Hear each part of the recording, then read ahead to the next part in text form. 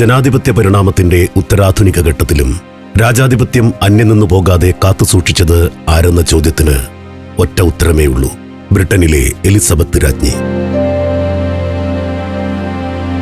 British സിംഹാസനത്തിൽ 70 വർഷം വാണരുളിയ Elizabeth രാജ്ഞി അവിടെ ഏറ്റവും കൂടുതൽ കാലം കിരീടവാഴ്ച എന്ന നിലയിൽ മാത്രമല്ല ചരിത്രത്തിൽ ഇടം പിടിച്ചത്. ചരിത്രത്തിൽ ഏറ്റവും കൂടുതൽ കാലം രാജ്യഭാരമേറ്റവരിൽ 2ാം സ്ഥാനം എന്ന ബഹുമതിയും എലിസബത്ത് രാജ്ഞിക്കുണ്ട്. 1952 ഫെബ്രുവരി 6 കെനിയയിലെ ഒരു കാട്ടിൽ ഏറുമാടത്തിൽ വിശ്രമിക്കുമ്പോഴാണ് സൂര്യനസ്തമിക്കാത്ത ബ്രിട്ടീഷ് സാമ്രാജ്യത്തിന്റെ കിരീടം എലിസബത്ത് എന്ന 25-കാരിയുടെ ശിരസിലേറുന്നത്. 2022 സെപ്റ്റംബർ 8 മരിക്കുന്നതുവരെ അവർ ബ്രിട്ടീഷ് രാജ്ഞിയായി തുടർന്നു.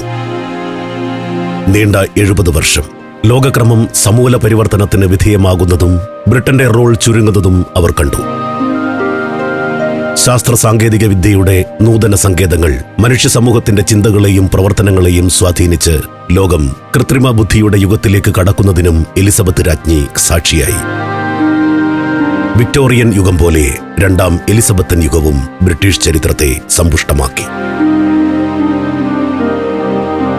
1926 ഏപ്രിൽ 21 എലിസബത്ത് അലക്സാണ്ട്ര മേരിയുടെ ജനനം. ബ്രിട്ടനിലെ ജോർജ് 5 ചക്രവർത്തിയുടെ 2ാമത്തെ മകൻ ആൽബർട്ട് രാജകുമാരന്റെയും യോർക്കിലെ എലിസബത്ത് പൃഥ്വിയുടെയും മൂത്തമകൾ. കൊച്ചു രാജകുമാരിയെ വീട്ടുകാർ ലില്ലിബെറ്റ് എന്ന് വിളിച്ചു. ലില്ലിബെറ്റിന് 1930 മാർഗരറ്റ് എന്ന ഇളയ സഹോദരിയും ജനിച്ചു. കൊട്ടാരത്തിലിരുന്ന് ഇവർ ചരിത്രവും ഭാഷയും സാഹിത്യവും സംഗീതവും പഠിച്ചു. കുട്ടിക്കാലത്ത് തന്നെ വലിയ ചിട്ടക്കാരിയായ ലില്ലിബെറ്റിന് കുതിരകളോടും നായകളോടും വലിയ ഇഷ്ടമായിരുന്നു. ലണ്ടനിലെ പിക്കാഡല്ലി ടൗൺ ഹൗസിലും വിൻസർ കൊട്ടാരത്തിന് സമീപമുള്ള റോയൽ ലോഡ്ജിലുമായിരുന്നു ബാല്യകാല ജീവിതം. ആകസ്മികതയുടെ ഒരു ഘോഷയാത്രയിലൂടെയാണ് എലിസബത്ത് ബ്രിട്ടന്റെ രാജ്ഞിപദത്തിലെത്തിയത്. ബ്രിട്ടനിലെ രാജാവും ഇന്ത്യയുടെ ചക്രവർത്തിയുമായിരുന്ന ജോർജ് 5 1936 ജനുവരി 28 ശ്വാസകോശ രോഗം മൂലം അന്തരിച്ചു.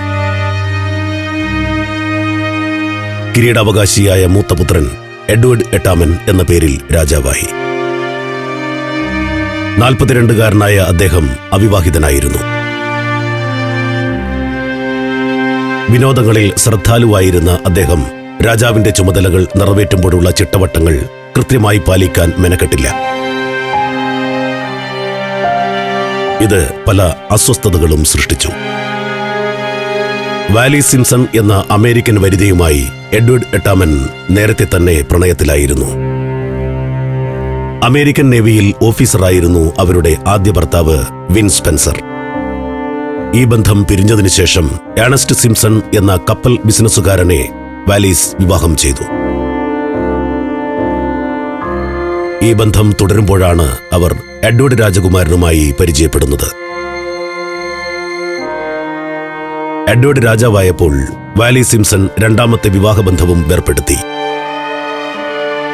വാലീസിനെ വിവാഹം ചെയ്യാൻ എഡ്വേർഡ് 8 രാജാവ് തീരുമാനിച്ചു. ഇത് ബ്രിട്ടനിൽ വലിയ വിവാദത്തിനും ഭരണഘടനാ പ്രതിസന്ധിക്കും ഇടയാക്കി. 2 മുൻ ഭർത്താക്കന്മാർ ജീവിച്ചിരിപ്പുള്ള ഒരു സ്ത്രീയെ ബ്രിട്ടീഷ് രാജാവ് വിവാഹം ചെയ്യുന്നത് ധാർമ്മിക പ്രശ്നങ്ങളും അപകടകരമായ കീഴ്വഴക്കങ്ങളും സൃഷ്ടിക്കുമെന്ന് പ്രധാനമന്ത്രി അടക്കമുള്ള രാഷ്ട്രീയ നേതാക്കൾ ചൂണ്ടിക്കാട്ടി. ബ്രിട്ടീഷ് രാജാവ് ആംഗ്ലിക്കൻ സഭയുടെ തലവൻ കൂടിയാണ്. വിവാഹമോചനം നേടിയ ഒരാൾ മുൻ പങ്കാളി ജീവിച്ചിരിക്കെ വീണ്ടും വിവാഹം ചെയ്യാൻ ആംഗ്ലിക്കൻ സഭ അനുവദിച്ചിരുന്നില്ല. സഭാതലവനും രാജാവുമായ ആൾ തന്നെ അതിന് തുനിയുന്നത് സമ്മതിക്കാനാവില്ലെന്ന് സഭാ നേതൃത്വം നിലപാടെടുത്തു. രാജാവ് വിവാഹവുമായി മുന്നോട്ടു പോയാൽ താൻ രാജിവെക്കുമെന്ന് പ്രധാനമന്ത്രി ബാൾഡ്വിൻ അറിയിച്ചു. പ്രധാനമന്ത്രി രാജിവെച്ചാൽ തെരഞ്ഞെടുപ്പ് വേണ്ടിവരും. തെരഞ്ഞെടുപ്പിലെ മുഖ്യ ചർച്ചാ വിഷയം രാജാവിന്റെ വിവാഹമായി മാറും. ഇത്തരം ചർച്ചകൾ രാജവാഴ്ചയുടെ നിലനിൽപ്പിനെ പോലും അപകടത്തിലാക്കാം. രാജാവായിരുന്നു കൊണ്ട് വാലി സിംസണെ വിവാഹം ചെയ്യാൻ കഴിയില്ലെന്ന് ബോധ്യമായതോടെ കിരീടം ഉപേക്ഷിക്കാൻ എഡ്വേർഡ് എട്ടാമൻ തയ്യാറായി. ബ്രിട്ടീഷ് രാജാവിന്റെ സ്ഥാനത്യാഗം ലോകത്തെ ഞെട്ടിച്ചു. 326 ദിവസം മാത്രമാണ് എഡ്വേർഡ് എട്ടാമൻ രാജാവായിരുന്നത്. സ്ഥാനത്യാഗത്തിന് ശേഷം അദ്ദേഹം വാലി സിംസണെ വിവാഹം ചെയ്തു. എഡ്വേർഡ് എട്ടാമന്റെ ഇളയ സഹോദരനായ ആൽബർട്ട് 1936 ഡിസംബർ 11 ജോർജ് ആറാമൻ എന്ന പേരിൽ ബ്രിട്ടന്റെ രാജാവും ഇന്ത്യയുടെ ചക്രവർത്തിയുമായി സ്ഥാനമേറ്റു. 1939 പൊട്ടിപ്പുറപ്പെട്ട രണ്ടാം ലോകമഹായുദ്ധം ബ്രിട്ടനെ സാമ്പത്തികമായും സൈനികമായും തളർത്തി. അവസാനം ബ്രിട്ടനും സഖ്യകക്ഷികളും വിജയിച്ചുവെങ്കിലും യുദ്ധത്തിന്റെ കെടുതികൾ വിവരണാതീതമായിരുന്നു. പഴയ കോളനികളെ നിലനിർത്തിക്കൊണ്ടുപോകാൻ ബ്രിട്ടന് കഴിയാതെ വന്നു. സാമ്രാജ്യം തകരാൻ തുടങ്ങി. 1947 ഓഗസ്റ്റ് 15 ഇന്ത്യ സ്വതന്ത്രയായതോടെ ജോർജ് ആറാമന്റെ ചക്രവർത്തി പദം നഷ്ടപ്പെട്ടു. അതിനിടെ അദ്ദേഹം രോഗിയുമായി. ഭരണകാര്യങ്ങൾ അദ്ദേഹം മകൾ എലിസബത്തിനെ പരിചയപ്പെടുത്തി തുടങ്ങി. ഭാവി ഭർത്താവായ ഫിലിപ്പ് രാജകുമാരനുമായി 13-ാം വയസ്സിൽ തന്നെ എലിസബത്ത് അടുപ്പത്തിലായിരുന്നു. ഫിലിപ്പിന് അപ്പോൾ പ്രായം 18 വയസ്സ്. അകന്ന ബന്ധുക്കളായിരുന്നു ഇരുവരും. ഗ്രീസിലെ മുൻ രാജകുമാരനായ ഫിലിപ്പിന് ഡെൻമാർക്കിലെ രാജകുടുംബവുമായും ബന്ധമുണ്ട്. എലിസബത്തും ഫിലിപ്പും പ്രണയലേഖനങ്ങൾ കൈമാറി. എലിസബത്തിന് 21 വയസ്സ് തികഞ്ഞപ്പോൾ വിവാഹ നിശ്ചയം പ്രഖ്യാപിച്ചു. എന്നാൽ ഇത് ചില വിവാദങ്ങൾക്ക് വഴിമരുന്നിട്ടു. റോയൽ നേവിയിൽ ഓഫീസറായ ബ്രിട്ടീഷ് പ്രജയാണ് ഫിലിപ്പെങ്കിലും അദ്ദേഹം വിദേശ ജന്മം ഉള്ളയാളാണ്. അപ്പോഴത്തെ സാമ്പത്തിക സ്ഥിതിയും തൃപ്തികരമല്ല. ഫിലിപ്പിന്റെ 3 സഹോദരിമാരെ നാസി ബന്ധമുള്ള ജർമ്മൻ പ്രഭുക്കളാണ് വിവാഹം ചെയ്തിരിക്കുന്നത്. ഇത്തരം എതിർപ്പുകൾ കുറയ്ക്കുന്നതിന് ഫിലിപ്പ് വിവാഹത്തിന് മുമ്പ് തന്റെ ഗ്രീക്ക് ഡാനിഷ് രാജപദവികൾ ഉപേക്ഷിച്ചു. ഗ്രീക്ക് ഓർത്തഡോക്സ് ക്രിസ്ത്യാനിയായിരുന്ന അദ്ദേഹം ആംഗ്ലിക്കൻ സഭയിൽ ചേർന്നു. അമ്മയുടെ ബ്രിട്ടനിലെ കുടുംബപ്പേരായ മൗണ്ട് ബാറ്റൺ തന്റെയും കുടുംബപ്പേരായി സ്വീകരിച്ചു. പേര് ഫിലിപ്പ് മൗണ്ട് ബാറ്റൺ എന്നാക്കി. 1947 നവംബർ 20 ലണ്ടനിലെ വെസ്റ്റ് മിൻസ്റ്റർ ആബിയിൽ എലിസബത്തും ഫിലിപ്പും വിവാഹിതരായി. പൊതുജനരോഷം ഭയന്ന് എഡ്വേർഡ് എട്ടാമനെയോ ഫിലിപ്പിന്റെ സഹോദരിമാരെയോ വിവാഹത്തിന് ക്ഷണിച്ചില്ല. 1948 നവംബറിൽ ഫിലിപ്പ് എലിസബത്ത് ദമ്പതികൾക്ക് ആദ്യ പുത്രൻ ജനിച്ചു, ചാൾസ് രാജകുമാരൻ. 1950 ഓഗസ്റ്റിൽ രണ്ടാമത്തെ കുട്ടിയും,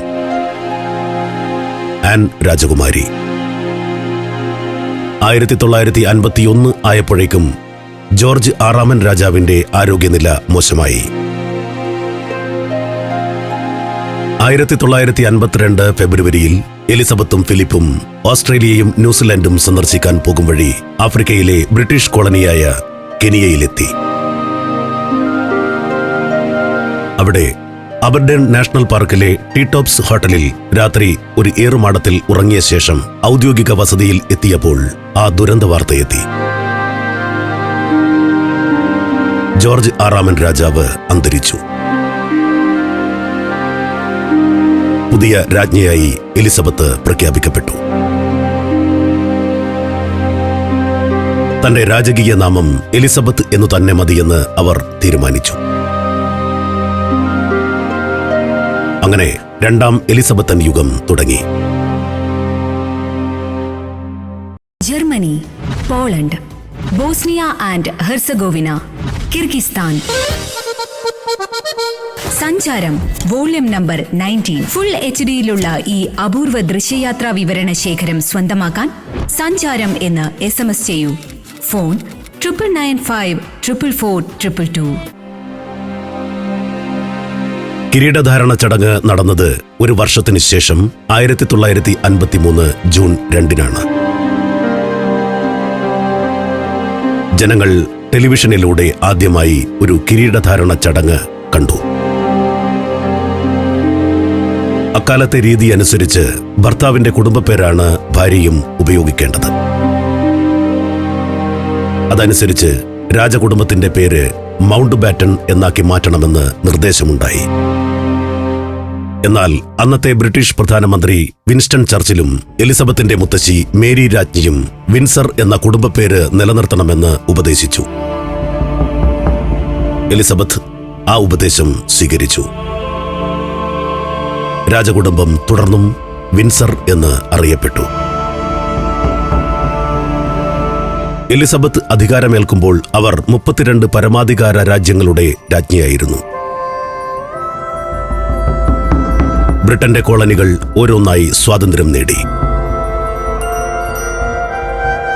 ബ്രിട്ടന്റെ കീഴിലുണ്ടായിരുന്ന രാജ്യങ്ങളെ ചേർത്ത് കോമൺവെൽത്ത് എന്ന സഖ്യം രൂപീകരിച്ചു. അതിന്റെ ശക്തിയും ക്രമേണ ക്ഷയിച്ചു. എലിസബത്ത് രാജ്ഞി മരിക്കുമ്പോൾ 15 രാജ്യങ്ങളാണ് അവരുടെ അധീനതയിലുണ്ടായിരുന്നത്. 1953 എലിസബത്ത് രാജ്ഞിയും ഭർത്താവും 7 മാസം നീണ്ട ലോക പര്യടനത്തിന് പുറപ്പെട്ടു. 13 രാജ്യങ്ങൾ അവർ സന്ദർശിച്ചു. ഓസ്ട്രേലിയയും ന്യൂസിലൻഡും ബ്രിട്ടന്റെ പുത്രികാ രാജ്യങ്ങൾ ആയിരുന്നെങ്കിലും അവിടെ സന്ദർശിക്കുന്ന ആദ്യത്തെ ബ്രിട്ടീഷ് രാജാവ് അഥവാ രാജ്ഞി എലിസബത്ത് ആയിരുന്നു. പുത്രികാ രാജ്യങ്ങളെ ബ്രിട്ടീഷ് കിരീടത്തിന് കീഴെ ഉറപ്പിച്ചു നിർത്താൻ എലിസബത്തിന്റെ സന്ദർശനങ്ങൾ വളരെ സഹായിച്ചു. മറ്റു രാജ്യങ്ങളിലായി 100 കണക്കിന് ഔദ്യോഗിക വിദേശ സന്ദർശനങ്ങൾ നടത്തിയിട്ടുള്ള എലിസബത്ത് രാജ്ഞിയാണ് ഏറ്റവും കൂടുതൽ സഞ്ചരിച്ചിട്ടുള്ള രാഷ്ട്ര നേതാവ്. ബ്രിട്ടന് നിരവധി തിരിച്ചടികളുണ്ടായതും എലിസബത്ത് രാജ്ഞിക്ക് കാണേണ്ടി വന്നു. 1956 സൂയസ് കനാൽ പ്രതിസന്ധി ബ്രിട്ടന്റെ ശക്തി ചോർത്തിയ സംഭവമാണ്. ബ്രിട്ടനിലെയും ഫ്രാൻസിലെയും കമ്പനികൾക്ക് പ്രധാന ഓഹരി പങ്കാളിത്തമുള്ള സൂയസ് കനാലിന്റെ നിയന്ത്രണം ഈജിപ്റ്റ് കൈയടക്കിയത് ബ്രിട്ടനേറ്റ പ്രഹരമായിരുന്നു. സൈനിക നടപടിയിലൂടെ സൂയസ് കനാൽ തിരിച്ചുപിടിക്കാൻ ബ്രിട്ടനും ഫ്രാൻസും ശ്രമിച്ചെങ്കിലും ഫലം കണ്ടില്ല. ജനരോഷത്തെ തുടർന്ന് ബ്രിട്ടീഷ് പ്രധാനമന്ത്രി ആന്റണി ഈഡൻ രാജിവെച്ചു. ഈഡന്റെ പിൻഗാമിയായി ഹരോൾഡ് മാക്മില്ലനെ പ്രധാനമന്ത്രിയായി നിയമിച്ചപ്പോൾ എലിസബത്ത് രാജ്ഞിക്കും വിമർശനങ്ങൾ കേൾക്കേണ്ടി വന്നു. സ്വദേശത്ത് കേൾക്കേണ്ടി വന്ന വിമർശനങ്ങൾക്ക് വിദേശ സന്ദർശനങ്ങളിൽ ലഭിച്ച വൻ സ്വീകാര്യതയിലൂടെയാണ് അവർ മറുപടി നൽകിയത്. 1957 അമേരിക്ക സന്ദർശിച്ചപ്പോഴും 1961 ഇന്ത്യയിലും പാകിസ്ഥാനിലും വന്നപ്പോഴും എലിസബത്ത് രാജ്ഞിക്ക് വൻ വരവേൽപ്പ് ലഭിച്ചു. 1960 ഫെബ്രുവരിയിൽ 3ാമത്തെ കുട്ടി ആൻഡ്രോവിന് എലിസബത്ത് രാജ്ഞി ജന്മം നൽകി. 1964 മാർച്ചിൽ 4ാമത്തെ പുത്രൻ എഡ്വേർഡ് ജനിച്ചു. 1960 1970 ഇടയ്ക്ക് 20ഓളം രാജ്യങ്ങൾ ബ്രിട്ടനിൽ നിന്ന് സ്വാതന്ത്ര്യം നേടി.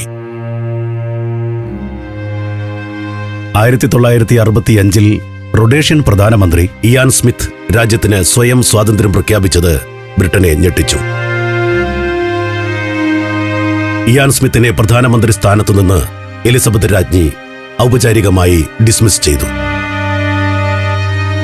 പക്ഷേ 10 വർഷം കൂടി റൊഡേഷ്യയിൽ ഇയാൻ സ്മിത്തിന്റെ ഭരണം നിലനിന്നു. ഭരണരംഗത്തെ പരിചയക്കുറവും തെറ്റായ ഉപദേശങ്ങളും എലിസബത്ത് രാജ്ഞിക്ക് ആദ്യകാലത്ത് ചില പ്രശ്നങ്ങൾ ഉണ്ടാക്കി. ബ്രിട്ടനിലെ അബർഫാൻ നഗരത്തിൽ 1966 വലിയൊരു ഖനി ദുരന്തമുണ്ടായി.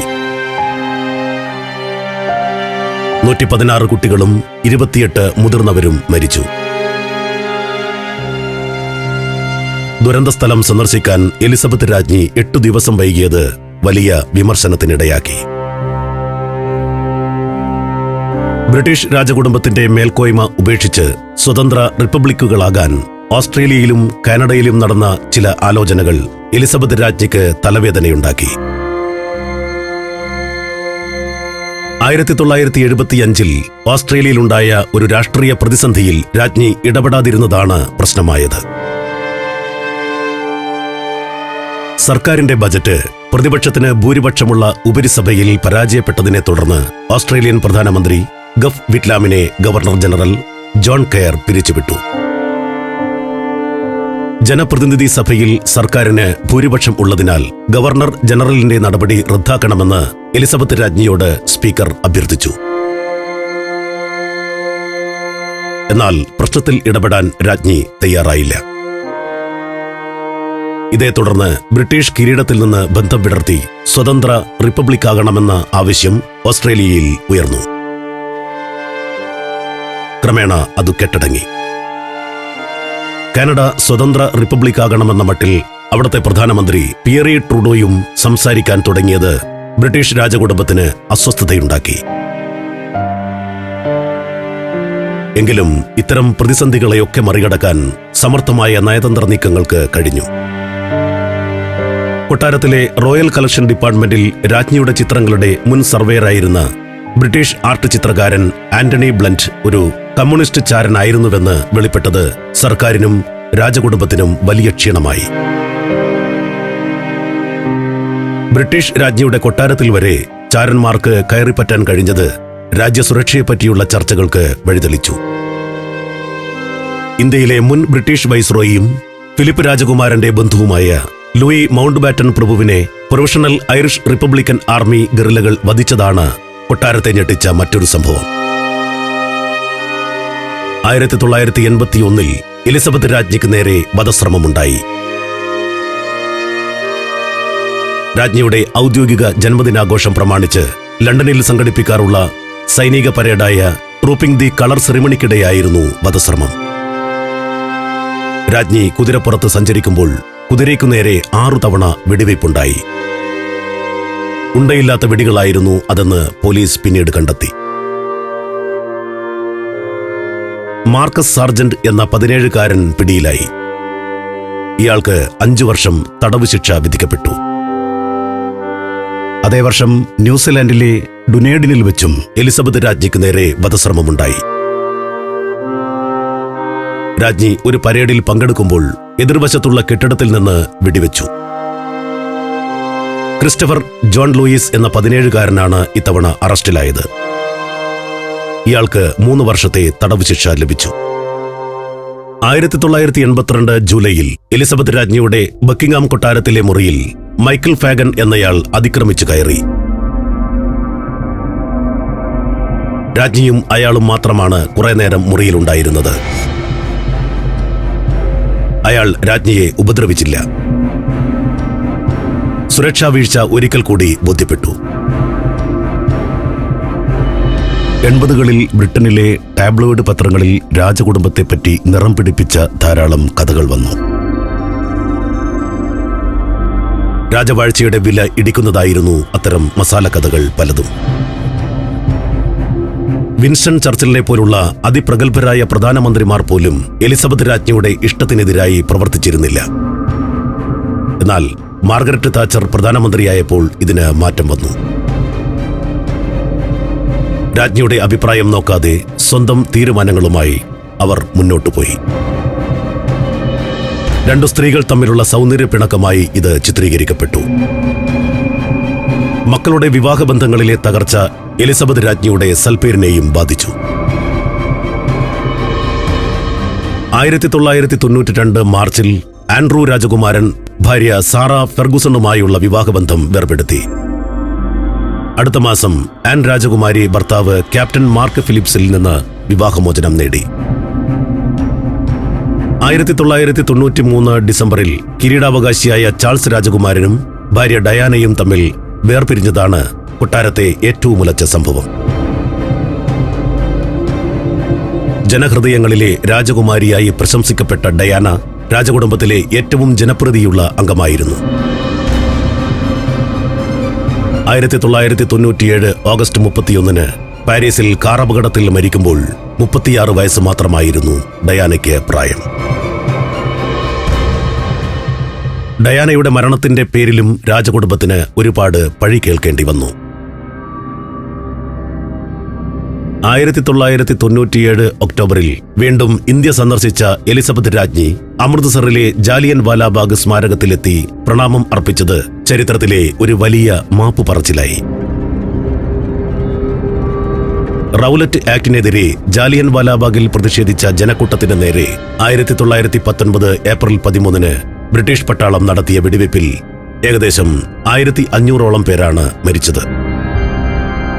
73 വർഷം ദീർഘിച്ച ദാമ്പത്യത്തിന് ശേഷം ഫിലിപ്പ് രാജകുമാരൻ 2021 ഏപ്രിൽ 9 അന്തരിച്ചു. രാജ്ഞിയുടെ ആരോഗ്യം ക്ഷയിച്ചു വന്നു. കിരീടധാരണത്തിന്റെ 70ാം വാർഷികം 2022 ഫെബ്രുവരി 6 ആഘോഷിച്ചു. 2 ആഴ്ച കഴിഞ്ഞപ്പോൾ കോവിഡ് പിടിവിട്ടു. 2022 സെപ്റ്റംബർ 6 എലിസബത്ത് രാജ്ഞി തന്റെ 15ാമത്തെ പ്രധാനമന്ത്രിയായി ലിസ് ട്രസിനെ നിയമിച്ചു. 2022 സെപ്റ്റംബർ 8 സ്കോട്ട്ലാൻഡിലെ ബാൽമോർ കൊട്ടാരത്തിൽ വെച്ച് എലിസബത്തൻ യുഗത്തിന് അന്ത്യമായി. 96ാം വയസ്സിൽ രാജ്ഞി നാടുനീങ്ങി. സെപ്റ്റംബർ 19 വെസ്റ്റ് മിൻസ്റ്റർ അബിയിൽ രാജകീയ സംസ്കാരം നടന്നു. 1952 അധികാരമേൽക്കുമ്പോൾ സുന്ദരിയും ചെറുപ്പക്കാരിയുമായ രാജ്ഞിയുടെ ഗ്ലാമറാണ് ലോകത്തെ ആകർഷിച്ചത്. രാജവാഴ്ചക്കെതിരെ അതിശക്തമായ ആക്രമണങ്ങൾ ഉണ്ടായിട്ടും കിരീടത്തിന് ഇളക്കം തട്ടാതെ സൂക്ഷിക്കാൻ കഴിഞ്ഞു എന്നതാണ് എലിസബത്ത് രാജ്ഞിയുടെ നേട്ടം. ആധുനിക കാലത്തെ രാജത്വത്തെ ചിത്രീകരിക്കുമ്പോൾ അതിന് എലിസബത്തിന്റെ മുഖച്ഛായ വന്നാൽ ഒട്ടും അത്ഭുതപ്പെടാനില്ല.